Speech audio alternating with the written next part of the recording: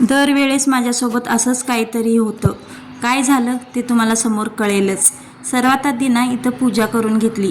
रोज काय होतं, सगळे कामे आवरल्यानंतर मग पूजा करायला घेते, पण आधी सगळे कामे साईडला ठेवले आणि पूजा करून घेतली.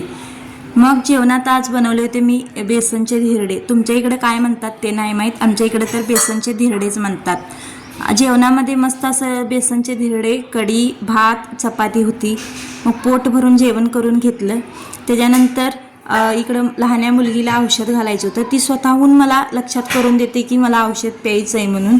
मग तिला औषध घातलं.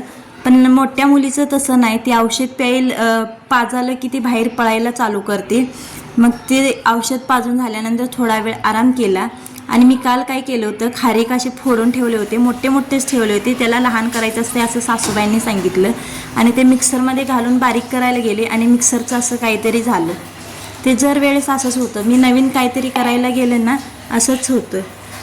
तर काय सगळं साईडला काढून ठेवलं. आता जेव्हा मिक्सरचं भांडं दुरुस्त करून आणतील तेव्हा बारीक करायचं म्हटलं. सुंटुडा राहिला मध्येच.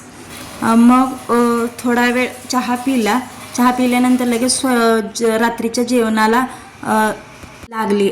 जेवणात होती भाकरी, दोडक्याची आमटी, काय ही कशाची तरी भाजी आणि भात आणि काकडी.